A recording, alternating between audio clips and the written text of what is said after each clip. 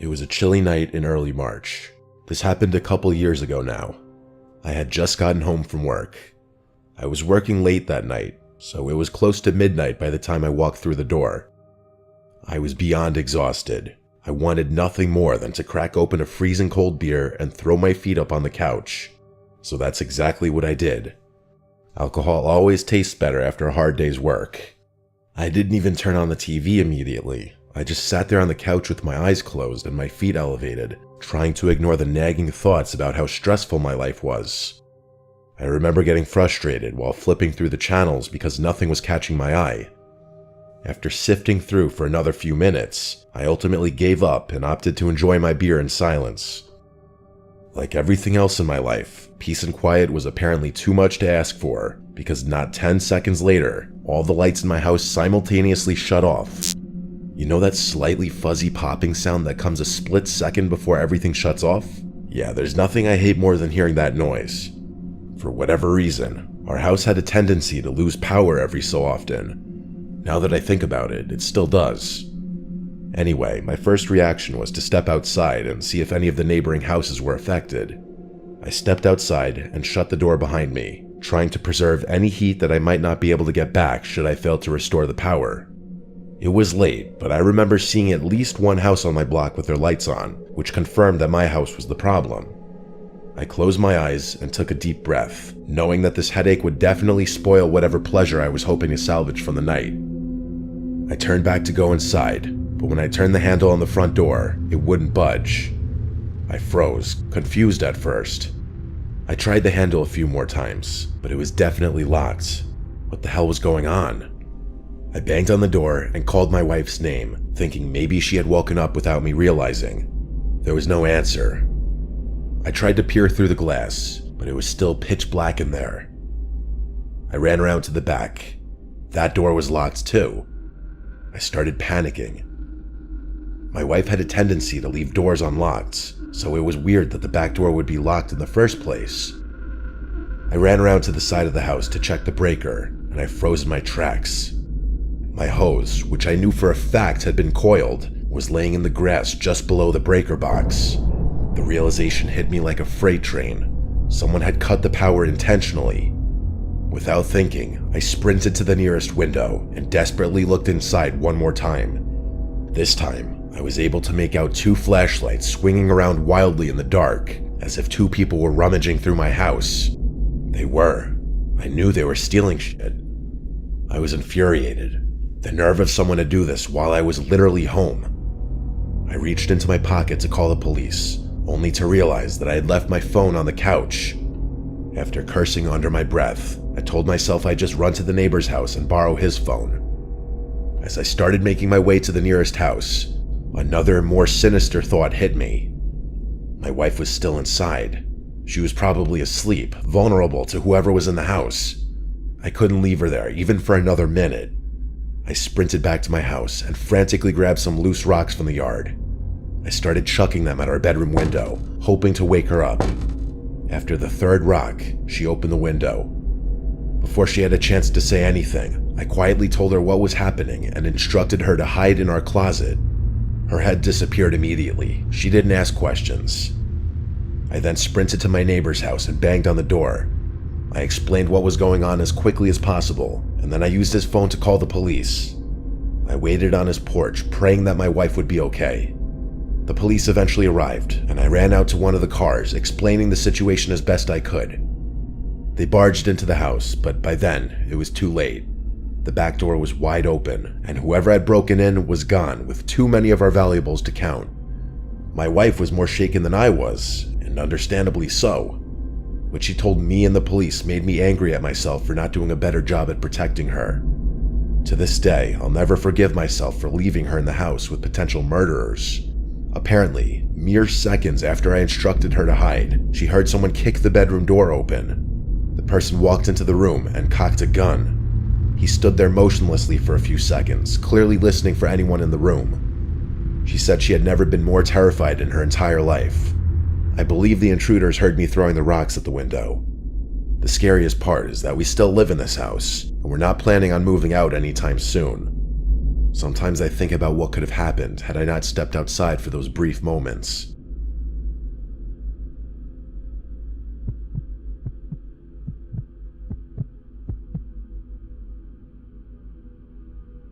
I've always lived in the shadow of my older brother. I'm not bitter about it, but it's just been the truth. He's got a successful business, and I've been trying to replicate that for the better part of 6 years now. I recently moved back in with my parents to try and find some footing.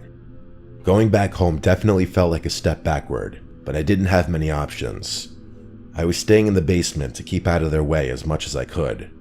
It wasn't too bad down there. It was almost like a mini apartment. The basement had its own little kitchen, bathroom, office, bedroom, and even a TV with my old video games. With all that, I rarely went upstairs. I could pretty much live down there on my own, and it kept me from feeling like a total burden. One night, it was either Friday or Saturday, there was a pretty nasty storm blustering outside. Rain was hammering against the windows, and the wind was strong enough to rattle the whole house. I can't overstate the intensity of it. It was one of the wildest storms I had ever seen at that point. My parents were out of town for the weekend, so I had the place to myself, which was fine by me. I remember it being extra cozy down there that night. I love listening to a raging storm from the comfort of a warm bed, especially when it's late at night. There's something about hunkering down inside during a chaotic storm that really eases my mind. I was about to fall asleep to the soothing pattering of rain when the power suddenly went out. Everything clicked off at once, and I was left in total darkness. I groaned, annoyed at the inconvenience. I figured the storm must have knocked out the power, and for a second I thought about going to check the breaker, but I didn't feel like dealing with it. Not with the storm raging outside. Besides, I was about to go to bed anyway, and I didn't really know where the breaker was to begin with. I figured I'd just wait it out and deal with it in the morning. As I lay there, trying to get comfortable again, I heard something. A loud, unnatural thud against one of the basement windows. It sounded heavy, like something had hit it hard. My first thought was that maybe a branch had come loose in the wind or a tree had fallen, but the sound was sharp and deliberate, not like anything I'd heard before. As lazy as I wanted to be, I couldn't ignore a fallen tree. That was a bit of a step up from a simple power outage. Reluctantly, I got out of bed and grabbed my phone, using the flashlight to make my way over to the window. The basement was pitch black, and the only sounds were the rain pelting the glass and the low rumble of the thunder outside. I remember rubbing fuzzies out of my eyes to try and wake myself up a little bit. I held my phone up to the window, squinting through the glass, and nearly died from my heart stopping right there. There was a man's face pressed up against the window, and he was staring in at me. His eyes were wide, his skin pale and drenched, and for a split second, he made direct eye contact with me. As soon as he saw me looking, he moved away from the window. I stumbled back, almost dropping my phone in shock. What the f*** had I just seen? I felt my heart starting to race. I could barely breathe, but I didn't have much time to process it because a few seconds later, I started hearing another sound, the sound of footsteps. I listened closely. The floorboards above my head were creaking gently. There were people in the house. Between what I had just seen and what I was hearing, I was on the verge of losing it. I was home alone and my house was literally getting broken into. On top of everything, one of them knew I was in the basement. I couldn't think clearly with how severe the situation was. Everything was happening so fast, but I had no choice but to act. I quickly checked my phone, ready to call the police. But then I remembered that power outage had knocked out the Wi-Fi, and with no cell service in the basement, I was trapped down there, totally cut off. I knew I couldn't just sit around and wait for these people to do whatever they'd come to do. I tried to calm myself, thinking through my options. I couldn't let those strangers just roam around my house, but I definitely didn't want to confront them head on. I was literally stuck in a lose-lose situation. I decided I'd try to sneak upstairs, skip out the front door quietly, and then call the police once I was outside. I didn't have another choice. Keeping my footsteps as quiet as possible, I made my way up to the basement stairs. I still remember the pure fear of that moment. You never know how your body's going to react to something traumatic until it happens.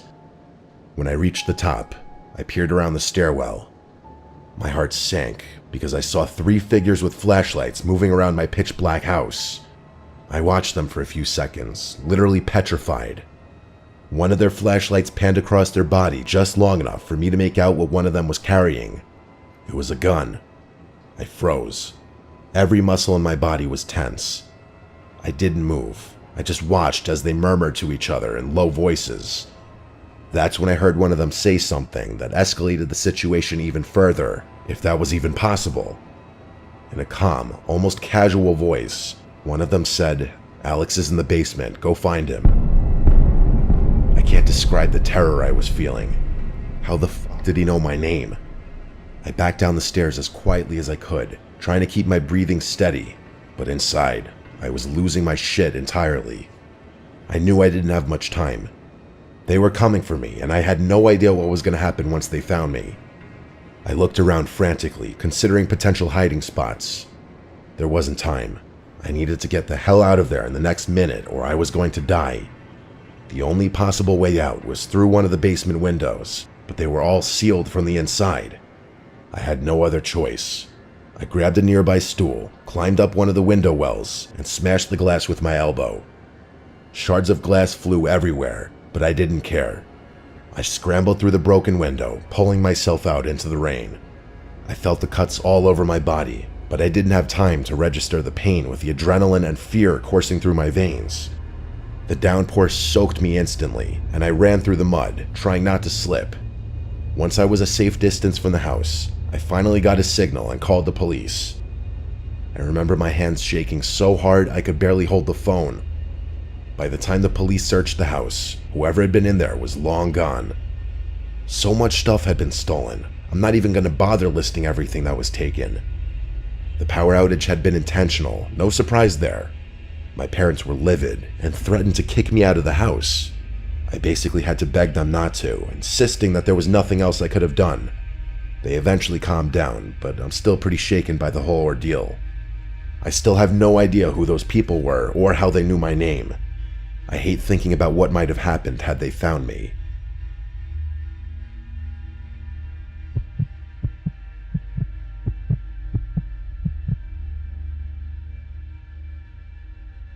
I live in a quiet suburban area, but there are a lot of more densely populated towns within driving distance of me. A few months ago, I picked up a night shift security job at a warehouse a few towns over. It was situated in this industrial space that stretched on for miles. The building itself was isolated with rows and rows of tall metal shelves and a couple of big loading docks. The work was easy, routine checks, basic security, making sure everything stayed locked up. It was quiet, usually too quiet, but I didn't mind. I liked the solitude, and most nights I could finish my shift without much happening. It was a Thursday night and it was pouring out. I was checking my phone every so often for updates on the storm, as I wasn't too keen on having to drive home in those conditions. Luckily, there wasn't much for me to do that night, so I at least had that going for me. The power in the warehouse flickered a few times, but held steady, so I wasn't too worried. But about an hour in, the power finally gave out, plunging the whole warehouse into pitch black darkness. I was pissed. I was the only employee there that night, so the responsibility for restoring the power was mine. I had obviously been prepped for a situation like this, but I never thought I'd ever have to actually deal with it. I stepped out of my little security room to begin the process. They had instructed me to unplug some of the massive machines before checking the breakers, so that's what I went to do. My flashlight was the only source of light in the whole place. It was honestly creepy as hell. The silence felt thicker in the dark, and every creak of the building seemed louder without the hum of the lights.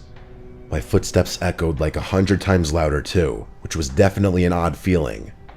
As I was patrolling one of the aisles, I heard a loud, metallic clattering echoing from somewhere deeper in the warehouse.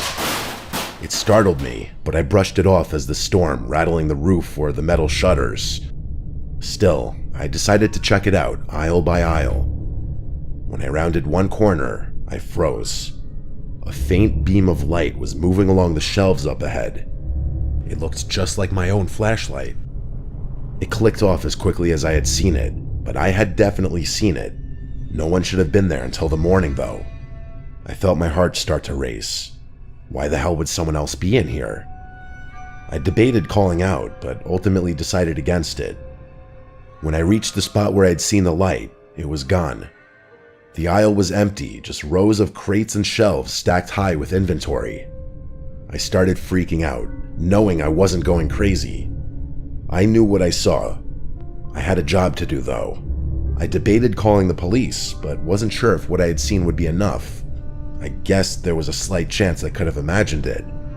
In hindsight, had the company not equipped me with a taser, I probably would have just called the police right there. As I continued my patrol, a strange smell hit me. A musty, metallic odor, like rusted metal or stagnant water. The smell was coming from one of the loading bays, a darker part of the warehouse where crates were stacked up floor to ceiling. I followed the smell with my flashlight, and that's when I noticed something odd. My beam reflected off the polished concrete floor, revealing 2 sets of wet footprints leading into one of the storage aisles. In that moment, I wanted to run in the opposite direction and call the police, but I couldn't just yet. If anyone was poking around, it was on me. That was literally my job. Curiosity got the better of me, and I decided to follow the trail. I kept my flashlight low, not wanting to make it obvious where I was. As I got closer, I started hearing faint whispers, just barely audible, like 2 people having a conversation a few aisles away. I couldn't make out the words, but something about the tone sounded tense, almost urgent. I clicked off my flashlight and held my breath, trying not to make any noise. I gripped my taser and crept closer to the whispering. As I turned the corner, I raised my flashlight to confront whoever was there, but there was honest to God no one in front of me. The whispering had also stopped, which was pure insanity. They had literally been right in front of me. How the hell had they disappeared so quickly? The whole situation had me rattled. I decided that I wasn't getting paid enough for this, so I decided to just make a beeline for the circuit room and get the power on without worrying about my other tasks. I made it there and started fumbling around with the breakers in the dark. As I was doing that, I heard something scrape across the floor nearby. I swung my flashlight around and spotted the edge of a metal tool lying just a few feet away. A crowbar. It hadn't been there before. This was serious now. Whoever was in there with me had potentially malicious intentions. I yelled out that I was armed, which was kind of a half-bluff considering the taser. I needed to get out of there as fast as possible. My nerves were shot at that point, but I knew my life was more valuable than whatever consequences I'd face for leaving. As I was heading for the door, a loud, metallic crash echoed from the far end of the building, followed by the unmistakable sound of rushing footsteps. I felt a surge of adrenaline and started running toward the noise. I turned the corner, and there they were. Standing in the middle of the aisle were 2 figures dressed all in black. One of them was holding a crowbar identical to the one I had just walked past. They looked at me for a split second, and then, without warning, started sprinting directly towards me. I didn't think, I just turned and ran. All the confidence I had just mustered up was gone. I could hear their footsteps pounding behind me, but I didn't dare look back. I weaved through the aisles, praying that I'd be able to navigate this place better than they could. After what felt like an eternity, the footsteps faded. I paused, catching my breath, and realized they weren't chasing me anymore. Eventually, I made my way toward the exit door and stepped outside. I immediately called the police and begged them to come as quickly as possible. They actually arrived pretty quickly, which I was thankful for. Of course, those 2 strangers were long gone by then, but the officers were really helpful, and even helped me get my power back up. My boss was not as sympathetic, though. He gave me shit for running, and I almost lost my job over the whole incident. I still can't get over how strange the whole encounter was. Like, it was clear that those people were messing with me, but they still chased me with a weapon. The worst part is I still work nights in that warehouse, although my boss did start putting at least 2 people on the shift every night. I still don't know what to make of the whole thing. I'm just glad those guys didn't catch up to me.